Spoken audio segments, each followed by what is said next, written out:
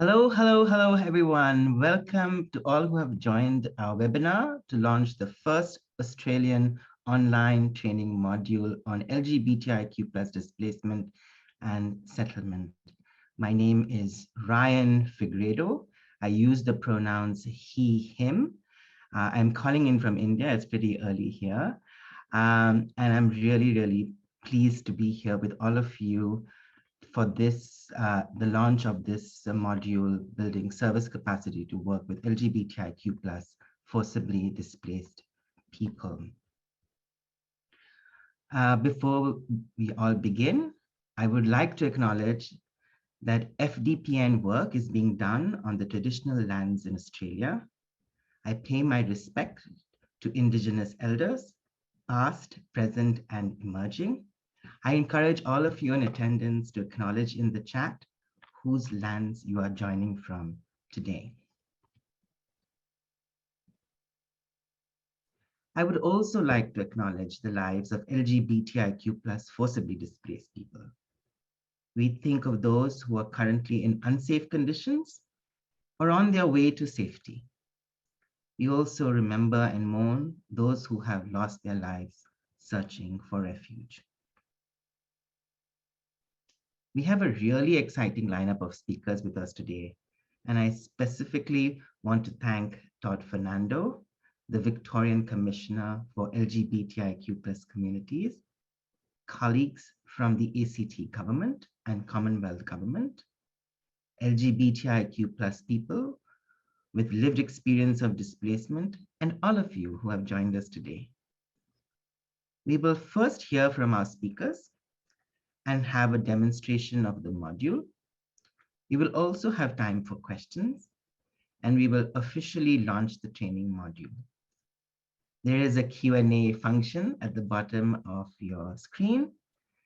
You can submit your questions there, or just chat and introduce yourselves, or just speak about your reflections on the module.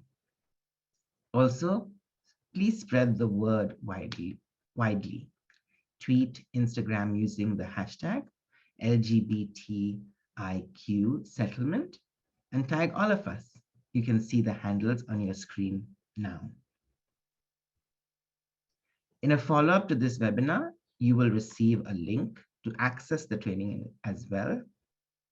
As something else very special that Renee, the FDPN chair, will tell you more about. Let's begin now. I'd like to invite Todd Fernando, Victorian Commissioner for LGBTIQ plus communities, to make the opening remarks. Over to you, Todd. Thank you so much. Can I acknowledge that I'm on the lands of the Wurundjeri people of the Kulin Nation here in North Melbourne and pay my respects to their ancestors past, present and emerging. My name is Todd Fernando. I'm the Victorian Commissioner for LGBTIQ plus communities. And I am a descendant of the Kalari peoples of the Wurundjeri Nation, which is central New South Wales. I've lived in Melbourne now for a number of years, and I'm really happy to be in the driving seat of transforming equality in this state. And part of that is really about building connections with people in various different forms by meeting them where they are. The role itself is a really interesting one, being that I'm the face of the Victorian government into community, but I'm also the face of community into the Victorian government. And so it's a fine balance to really walk the line of really ensuring that advocacy versus activism is at the forefront of what it is that we're doing. And in on that, we know that LGBTIQ plus people are being persecuted all around the world. Their rights to family, freedom, bodily integrity is under constant attack. Australia is one of those countries where LGBTIQ plus people who have experienced forced displacement can find safety. There is a need, however, to improve the responses in the services for this cohort. Services that are working with either cold communities or LGBTIQ plus people need really to be equipped to understand the unique intersectional experiences of these communities in a way that we haven't seen before, because too often intersectionality is a missing link in a widely one-size-fits-all blanket policy approach. Forcibly Displaced People's Network is the first registered Australian LGBTIQ+ refugee-led organisation. And I think the work that they are doing is life-saving. It really, really is. The network is driven by the lived experiences, and they are people who have lived through displacement and now use that experience to enact change and to build a home for LGBTIQ+ forcibly displaced people here in Australia. I'm really interested in understanding how we might push further engagement between communities as they settle in Australia. I know that many Aboriginal and Torres Strait Islander people and their communities and their organisations relish at the idea of being able to welcome people not only onto their lands, but to also assist in the process of truth-telling, healing, and building a journey in which the Australia people come to live in is also centred on the nation's oldest cultures. We have to do so much work on healing wounds often between Aboriginal and non-Aboriginal people, particularly Australians who descend from early invasion and early settlers, and that we often, in that process of healing the wounds between those two populations, forget to provide scope for how we form new friendships between cultures that emerge based on those who have arrived recently.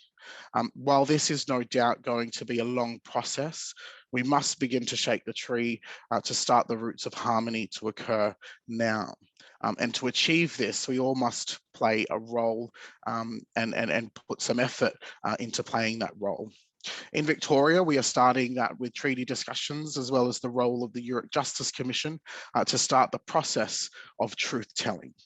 Both of these instruments will predominantly be grounded in First Nations experiences, but must, I believe, at some point begin to carve space for other Australians and for those who have recently arrived. I believe that this training module is an essential baseline for all refugee, migrant, and LGBTIQ+ organisations need to better understand the experiences and the lived realities and also the challenges faced by LGBTIQ+ asylum seekers and refugees in building their organisational capacity to support these people. It is a unique module in that it's co-designed with people who have lived experience of LGBTIQ+ forced displacement. And having gone through the module in part myself, you know, I'm the Commissioner for LGBTIQ+ communities with a PhD in LGBTIQ+ studies, yet still learnt things because it's a lived reality that is being offered on the module that is unlike my own. And so that really allowed me to understand a little bit of the experiences that others are facing. It will do so much, I believe, this module to alleviate the pressures that some communities face in the telling of these stories. Can I congratulate all involved on this very exciting project and wish you well in the future. And I cannot wait to see this module go from strength to strength. So I'm so happy to be able to offer these words and give some opening remarks and help assist in the official launch of the module. And I wish everybody well on that. Thank you so much, Todd, for offering these words. I'm really excited about this module as well. And I hope that this can be a step in the direction of our own healing and for us to become healers in turn. Over to, sorry, I just lost my notes again. Here we go. Happens all the time. FDPN has really been the driving force behind this training. Renee, can you please tell us more about this work? Over to you. With a pleasure. Thank you so much. And thank you for kind words. My name is Renee Dixson, and I'm a co-founder and current chair of Forcibly Displaced People Network, or FDPN for short. I'm joining you today from the lands of non-all people, and this was always and always will be an Aboriginal land. FDPN is the LGBTIQ plus refugee-led organization. And currently 60% of our board and members are people with the lived experience of LGBTIQ forced displacement. We support LGBTIQ plus people seeking asylum, refugees and migrants from non-Western countries to be safe and included in Australia. We are doing this through identifying the gaps that exist and trying to bridge them. The gaps in knowledge and training for services were identified during the first conference in Asia Pacific region that was solely dedicated to the issues of LGBTIQ forced displacement.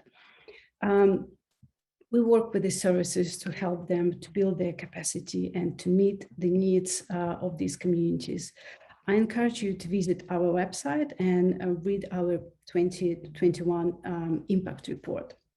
So this training module is born out of necessity. More than in 1/3 of the world inflict violence on LGBTIQ plus people. Seeking asylum or migrating to Australia, LGBTIQ plus people face new range of barriers to their healing, to their inclusion and belonging. And through FDPN, we have heard so many stories where people were discriminated against, not believed or not supported at all, because for so many, there's intersections between being LGBTIQ plus and migration status is still something uncommon. I've myself been through this service system, and the service system left me homeless. They did not do anything to end homophobia in the classroom, and once again told me that I could rely only on myself. And we should not assume that LGBTIQ plus displacement ends when people crosses the borders or when you get your protection visa. LGBTIQ plus displacement ends when people feel supported, when they have community to belong and rely on, when they feel that they're accepted and loved for who they are. This training module helps our community and community services to increase their knowledge and practices to work with LGBTIQ plus displaced people. The message that we want to send is very simple. Sexual and gender and bodily diversity existed in every documented culture on Earth. So when LGBTIQ plus person who has experienced forced displacement walked through your doors, they deserved absolute support and care, and they deserve to be treated with dignity and respect and be accepted for who they are. This training will equip you with being a better space and a safer space for our community. So we believe that every community service will find useful information here. I will go into a bit more details later, but for now, I want to say thank you. I want to say thank you for our partners, BridgeMeals, MCA, and Meridian for embarking on this project with us. I want to thank every LGBTQ person with lived experience who attend meetings, who reviewed materials, who made the suggestions, who shared their experiences, and who recorded these, their voices for this training. And the lived experience was always at the front of our work, at the center of our work. And I want to thank Pride Foundation for their grant and everyone who ever donated to Pride Fund to support their work.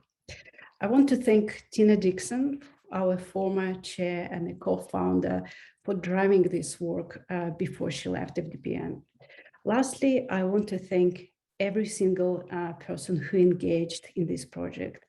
FDPN is not a funded organization and we don't have office or staff. And while we had this grant to cover particular aspects of this work, I want to acknowledge the sacrifice of many, that at the end, we were able to make this module a reality. Over to you, Brian. Thank you so much, Renee, for your words. I must attest that I think the highlight of this module has been the voices and the words of people with lived experience. And I was incredibly emotional when I heard those testimonies, and it really helps build the case. I want to now hand over the mic to Inna. From your point of view of the Migration Council of Australia, what is the importance of training for refugees and migrant services? Over to you. Thanks so much, Ryan. First, I would also like to acknowledge the traditional custodians of the land from which I am joining today, the Ngunnawal people, and pay my respects to elders past, present, and emerging. This land it was and always will be their land, and I would like to extend my respect to all First Nations people present today.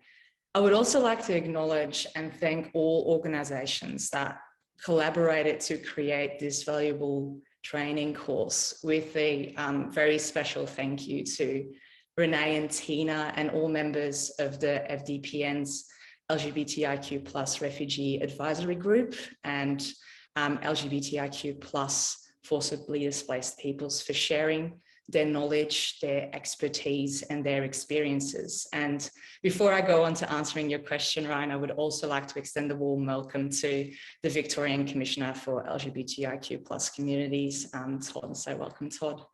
I think the importance of the course lies in that it gives refugee and migrant services the opportunity to learn about and understand the compounding challenges faced by LGBTIQ+ forcibly displaced people and the systematic barriers experienced by LGBTIQ+ persons. I think it can create an understanding, inclusion, and support in service delivery, which is definitely needed. And every person comes with their own biases, their own assumptions, and it's important to acknowledge that. And this includes people working within social and community services. And this course opens up a space for service providers to reflect on those assumptions and change their practices to be more inclusive. And if you do the course, you'll see that Tina phrases it very beautifully in the introduction, where she asks people to listen, to learn, reflect, and act. And knowing and understanding that LGBTIQ+ displacement is complex and different, that the drivers of displacement differ from those that non-LGBTIQ+ people are subjected to, can make a huge difference in the support provided. And anyone in a position of responsibility and care should be adequately supported to understand the complexity of the journeys of LGBTIQ+ forcibly displaced people, so they can learn how to provide intersectional support and be responsive to community pressures experienced as well. And that is what makes this course so essential, because it offers that service capacity building. And the main point I want to make is how important it is that services are delivered in a meaningful, affirmative, inclusive, and safe way from the very beginning, especially when it comes to settlement processes where people are establishing a new life, are finding a home. And in that instance, knowing how you can help becomes the difference between making it a positive and empowering experience or not. And this course builds that capacity and competency in the service sector and teaches providers how to embed LGBTIQ+ inclusive and affirmative processes across all pillars of successful settlement. And as some of you might know, Migration Council Australia collaborated with the settlement sector to co-design the National Workforce Competencies for Settlement Practitioners, with competency one being promoting the principle of settlement practice. And at the heart of that sits person-centered practice, where practice is adapted to the needs of the individual and their identity, including gender, sex, and sexuality. And this course will support the operationalization of the competencies for the settlement sector. And I think that is why it is so important. So another thank you for everyone who collaborated on this course, because it's so important. Thank you so much, Ina. I think besides the capacity building element, I think this is such an exercise in holding space for LGBTI forcibly displaced people. And thank you so much for your words. I really want to ask Lee now to speak on behalf of Meridian. What is the importance of this training for LGBTIQ services? Over to you, Lee. Thank you so much, Ryan. And it's wonderful to see so many people here at the webinar today. And thank you to the Forcibly Displaced Peoples Network for creating this wonderful e-learning module. I'd like to acknowledge that I am the lands of the Ngunnawal people, and I acknowledge elders past, present and emerging, and indeed people from all countries and nations across Australia. Again, thank you to the Forcibly Displaced Peoples Network for creating this e-learning module. And whether you're an LGBTIQ plus dedicated organisation, or you provide services for LGBTIQ plus people in addition to your core business, this training really should enrich your understanding of the many nuances associated with working with forcibly displaced LGBTIQ people. At Meridian, we work hard to create safe environments and services for LGBTIQ plus people here in Canberra and the surrounding region. And for me, the statement that at the beginning of the training unit resonated so powerfully with me, and I'm sure it will for many people and organisations, is the safety of community and those yet to make it to safety. As Todd said earlier, and I echo this is an experience very much unlike my own. I think this captures the essence of why this training is so important, as it highlights potential gaps in our understanding of this lived experience and what it means to feel safe, and poses questions around how we as LGBTIQ plus organisations can broaden our knowledge and best support forcibly displaced LGBTIQ people. As LGBTIQ health organisations, many of which began their lives as AIDS organisations, we have a pretty firm grasp on the meaning of minority stress amongst all our cohorts. We understand the immediate and historical impacts of minority stress, stigma, discrimination, and the negative health outcomes that can result.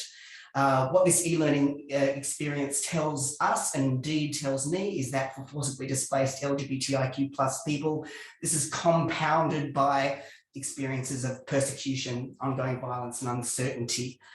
That being forcibly displaced from your home country is one thing, but being LGBTIQ plus brings with it an added trauma linked to state-sponsored homophobia, transphobia and interphobia, rejection from family, separation from loved ones and ethnic groups. And the impact of these experiences doesn't necessarily fade after arriving in Australia. We know that. For organisations providing LGBTIQ plus services, we need to step lightly. We need to provide space for forcibly displaced LGBTIQ people to share their stories at their own pace, and we need to actively listen. To broaden our knowledge and understanding of the cultural relevance particular to an individual and be informed by them, rather than corral them into some white Western experience of coming out. It's important. As the training pointed out, disclosing one's sexuality, gender identity or intersex status may be the first time a forcibly displaced LGBTIQ plus person has said this out loud. Access to primary healthcare without Medicare cards, for example, is something LGBTIQ health organisations, including Meridian, are working hard to provide. And it's encouraging to note that HIV medications will soon become available without Medicare cards, thanks to the approval by the federal government only this, not that long ago, December 1st on World AIDS Day, which is fantastic news. This will no doubt benefit forcibly displaced gay, bisexual and trans men, but so many forcibly displaced women living with HIV. At Meridian, we don't require Medicare cards for any services we provide, be that our visiting GP or any of our counselling and wellbeing services. We don't claim to provide all services for all people, but we do have a no wrong door policy, which means that if we can't provide the appropriate service, we will endeavour to find it. Through the community engagement work we do, we can nurture peer-led projects and services and help forcibly displaced LGBTIQ people see themselves represented in community. This e-learning training provides all LGBTIQ health and community organisations the opportunity to consider what it really means to be an ally to forcibly displaced LGBTIQ plus people, to be informed by them, to advocate for them, and to mitigate experiences of trauma and rejection when navigating systems and services. There is so much to learn, but this amazing e-learning unit certainly broadened my understanding of forcibly displaced LGBTIQ people and their experiences, and I really look forward to learning more. This e-learning training is important for all organisations providing LGBTIQ plus services, and with the help of organisations like the Forcibly Displaced People's Network, we can begin to grow our understanding, develop effective, thoughtful ways to engage in ultimately welcome forcibly displaced LGBTIQ people into the communities that we serve. For all those yet to make it to safety, thank you. Thank you so much, Lee, and thank you for the amazing work that Meridian does. I really want to now ask Ruth, would you like to offer your reflections on the topic from Pride Foundation of Australia? Over to you. Thanks so much, Ryan. So yeah, thanks. We've funded this work, as Renee acknowledged, and I think one of the big areas that we could see needed funding early in the piece was training organisations, and I think this module has created a fantastic stepping point for that. You know, I did the module a couple of weeks ago, and I agree with everyone else that I learned a lot.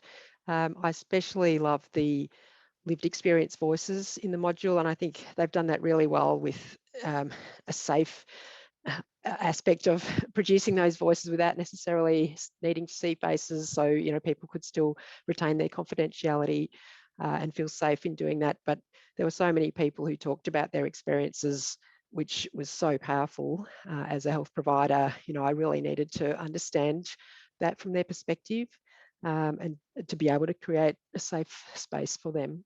I think we're going to help, and I hope everyone on the call will help let organisations know about this module. You know, it's one of the hard things when you create something so amazing is to get the word out and to be sure that people understand it's there, it's freely available. It doesn't take long, you know, an hour or so of time, but it's so important to build that level of knowledge and then hopefully build the service capacity to be safe and inclusive. So, yep, I'm happy to help support that dissemination, and hopefully everyone will over the next weeks and months. I also wanted to talk a bit about the importance of being trauma informed. You know, that came through really strongly in the module, that there is so much trauma, both in home countries, in the transition through, you know, so many different countries to get to Australia. And then, as Renee said, it doesn't stop when you arrive at the border, when you enter the country, when you get the visa. The experiences of settlement can be equally traumatic for forcibly displaced people, and particularly for LGBTIQ people who aren't necessarily able to find LGBTIQ inclusive services. So I just wanted to acknowledge that and say that I think the module really speaks to that idea that our work has to be not only safe but trauma informed, to not force people to tell their stories immediately or even to tell it in detail until they're ready, and also to provide appropriate referral to trauma-based counselling, which is really so limited in Australia. Around the country, it's very hard, and especially in the COVID times where counselling services are even more stretched. So I hope that the module will help point people in that direction of understanding the need, and then hopefully we can point people towards the right counselling services as well. I wanted to talk a bit about the work that's happening around the country. So, you know, this module is for services. It requires services to refer out, and not just to counselling, as I said, but to peer-led support services. And increasingly, we're seeing very effective peer-led support happening in different states and territories. You know, there's a couple of wonderful groups in Melbourne. There's been a group in Sydney. I think that's going to restart soon. There's a new group starting in Brisbane. There's the group that Meridian helps support in Canberra that FDPN run. And we're talking about a new group in Adelaide at the moment. So, you know, this is so important to have capacity for LGBTIQ refugees and asylum seekers to find others who are like them, who are able to share their experiences and understand what they've been going through, but also from that LGBTIQ lens. So we're helping to provide a little bit of funding here and there to help those peer-led services develop what they need to help fund the peer leaders. And I think that's hopefully helping to provide that referral network. You know, one of the big issues I think is lack of funding. I know Tina and Renee and everyone at FDPN agree with me. You know, it's so hard to find funding for this work through whether that be mainstream funding or through LGBTIQ funding. So that's one of the reasons Pride Foundation exists. You know, we talk to our donors about filling gaps that aren't provided by government or non-government agencies. So that's why we're funding this work at the moment. And that's why we're starting to raise funds to help create some staff funding for FDPN as well, which we're doing over the next few months and years. So I hope that will help the organisation grow and grow as well. That's all from me. Back to you, Ryan. Thanks very much. Thank you so much, Ruth, for your kind words. I must agree that this module has been done so sensitively as the Executive Director of Equal Asia Foundation. I'm not insisting this be part of our package of onboarding all our new staff, as well as for board members and our Global Advisory Committee. It's so beautifully done, and I really want to thank everyone who has been responsible for making this. Thank you as well, Todd, Lee, and Ina, and of course, Renee. Renee, I'm going to hand over the mic to you now so that you can take us through the module. I'm actually so excited. I'm very happy because like several years ago, when we came to Australia, it was no work done for LGBTIQ refugees. And now seeing how many people was registered and how many people now at the webinar, it's like makes me my heart pounding from the happiness and to see how much that all of our sacrifice make such a work and all of these groups popping up around Australia possible, but before it wasn't the case. And I'm really happy to start. So now you can scan this code and we will copy the link as well into the chat so you can access the training.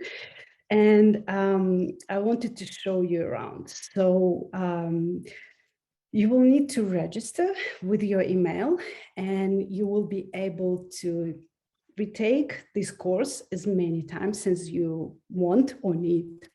So there is 4 main modules.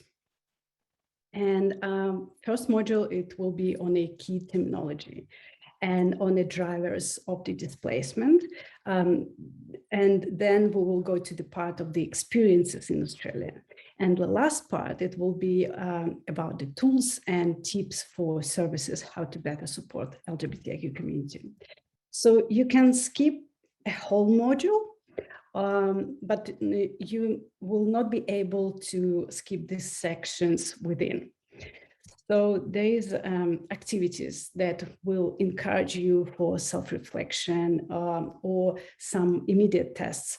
You will be able to download a lot of resources from this training, and you are provided with more links to additional external resources. So I want to show you a few really great parts from this training. So in the second module, goes by each identity and experiences within LGBTI term. We are limited by the laws and UN guidance in terms of further diversity of our communities. And we have created the chat that explains why LGBTIQ displacement is unique. In the third module, you will get to hear real voices and stories of people living in Australia. And here they are discussing barriers to safety. And on the fourth module, it will be interactive, which will encourage you to have some reflections. We will propose you 10 pillars of successful settlement. So they're flip cards and that offer good practice and also not a good practice. You will need to read one and answer for yourself if it's a good practice. And you can flip the card and learn more about it. There is more information on each page. So there's a lot of content, so please take your time and engage with it. We pour all our hearts in the training module. So reach out to us, and we're offering as well training support, tailored training for your services and organizations in the areas of your work. Now Ryan mentioned that we have something special today for you too. And from today, we'll have upload a unique poster that was designed for us, so you can show your support for LGBTQ displaced people, and you will be able to download this A4 copy once you pass the training module. It has been designed with a migrant artist of color for FDPN.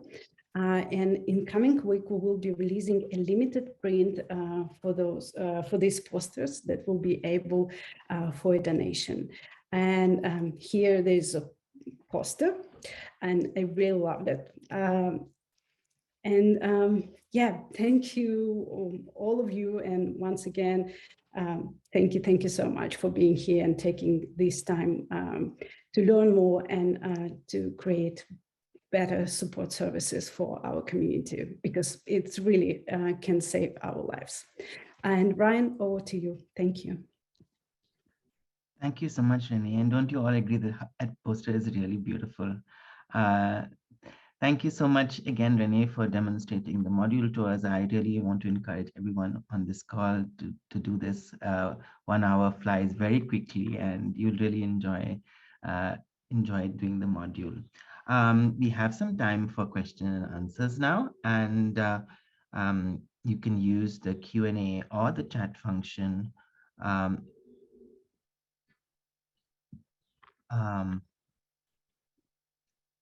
Looking for any questions in the chat window.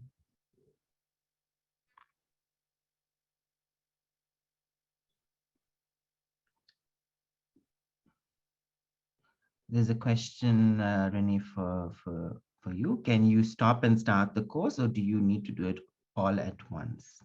Can you save progress? I guess that's what Claire is asking. Good question. I think you can start and continue, or when you can to do so, and MCA will be able to answer these questions as well. Yeah, thank you, Renee. Indeed, you can stop and start the course and then come back. It saves your progress, so you don't have to do it all at once. You can take your time to do it. Thanks, Renee, and thanks, Renee. There's another question, perhaps for Renee again. What was the most challenging part of putting the module together? Oh, well, that's a very good question. For me personally and for my family, it was time. It was all of the commitment that we made. And as I mentioned, we don't have the staff member who will be dedicated and have done this work. So it was all the time that we took out of our lives to deliver this training. And I'm very proud of it that we involved in this work and we delivered it. Yeah, that's personally for me, it was a very challenging and demanding year for my family. Thank you, Renee. It definitely shows that it was a labor of love. Renee, you wanted to add anything on, about any challenges in developing the course? I think Renee's experiences are definitely to be acknowledged here, and everything that FDPN did and all of the people involved that shared their experiences, it's not easy to do so. And it just shows how important it is that this is shared and how much of their hearts and their efforts are being poured into this. That's all I want to add. Thank you so much. I would add, my team members messaged me, add this one, you forgot. The COVID impact was very great, and it was affected us because all of these moving restrictions and quarantines and not able to travel and record, it was another challenge of it. Thank you so much. There is a question from Stephanie. Is the course accessible for hard of hearing or visually impaired people? I'm not quite sure who will take this question, but Renee and Renee, would you like to address it?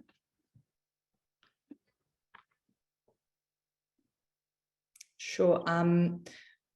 All the videos that are provided do have subtitles. I think for visually impaired, we don't have the audio function where it reads out the course just yet, but I think it might be something that we can definitely consider how we might be able to implement that if there is a possibility. That's a very good question. Thanks so much for raising that. Thank you. I think questions are being answered in the Q&A chat box live as we are speaking, but I'll read out some of the open questions. How did you go about the core design process that maintained the safety of LGBTIQ people with lived experience involved? Perhaps some of the mitigation strategies that were used so that safety was ensured. Yeah, I'll open it to the speakers to please. So as we run the consultation with our group, we are from the community as well. And at the community meetings, were always present only members with a lived experience. No one external was at the meetings who could just juxtapose the safety of our communities. At every stage, we came back to our advisory group who work with us on this training, and we asked them, and we spent hours and hours, sometimes going page by page, what needs to be added and what needs to be adjusted during this training. And we did this constantly. And the advisory group had complete ownership over content of this training. And most importantly, we paid people for these meetings. Thankfully for Pride Fund, we were able to do this. And I think it's very important to reimburse money for their expertise and time that they give it to us. Obviously, they deserve better, but we could do only as best as we could in the limitations of what we had. And I'm really happy that Pride Fund identified this as a priority and gave the grant money to do this work. Thank you, Renee. I'm looking at the chat window as well. There is a question. Can you tell us a little more about tailored modules, particularly for refugee trauma counseling services. Perhaps Lee or Ruth want to address this as well? I'm happy to start with that. I know there are some peer leaders here too who might add. Obviously, the torture and trauma services in each state and territory, which are federally funded, are a great place to start. And a number of them have actually been involved in supporting the peer-led support groups. So they all have different names: Foundation House in Melbourne, Starts in Sydney. So anyway, they're all torture and trauma services that really do understand refugee trauma, and I think are starting to increase their understanding of LGBTIQ trauma as well. I would say that generally organizations, they're trying to position them well, but every single staff member should pass this training and be held accountable. But because sometimes we had these scenarios when people on reception can misgender and all of this stuff. So I really encourage everyone in the team of this and any other organization to have this training and to be respectful of our pronouns and genders when we crossing the entrance of the building or office. And I want to say that as well, last year we did a session, or maybe this year, it was a long year. So we did a session for therapist associations. So if you will reach out to us, we can tailor one session for you if you interested. Thank you. Thank you, Renee.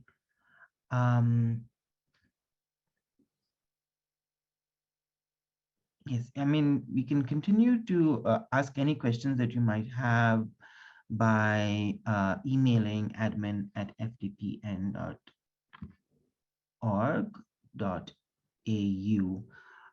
Lee, perhaps you can answer this question. Are there any support groups in Newcastle/Hunter region of New South Wales? One of us mentioned Sydney. Not really my stomping ground, Ryan. Okay. I would say that in terms of Newcastle and northern New South Wales or that region, maybe there might be somebody in the audience that is better positioned to answer that question. We're sort of ACT and closely surrounded, maybe southern New South Wales more particularly. Thanks, Lee.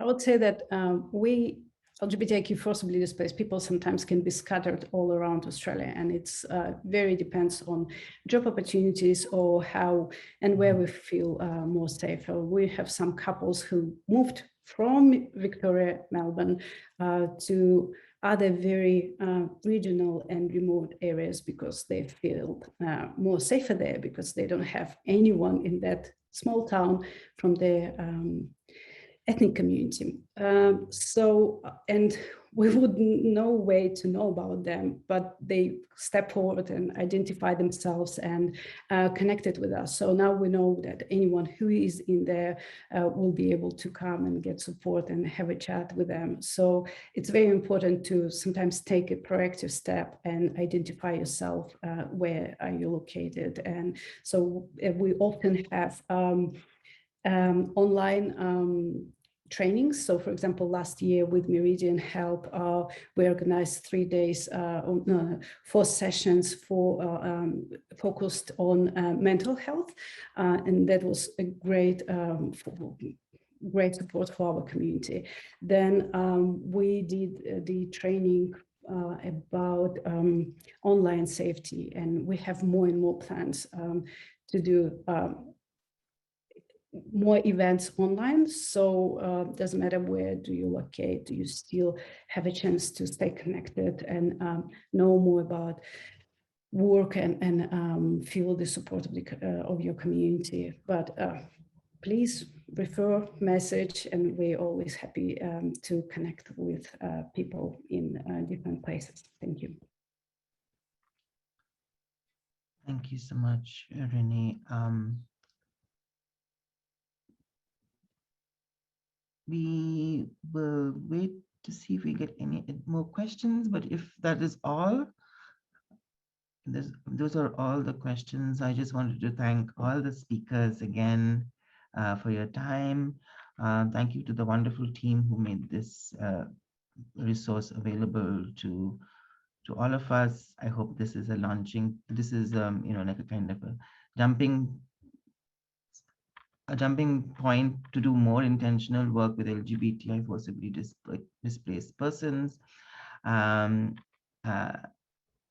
thank you everyone who's joining us from all across the world.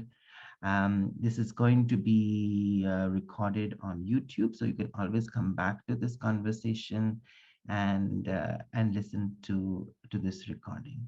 Thank you so much, everyone. Have a lovely day and take care. Thank you. Bye.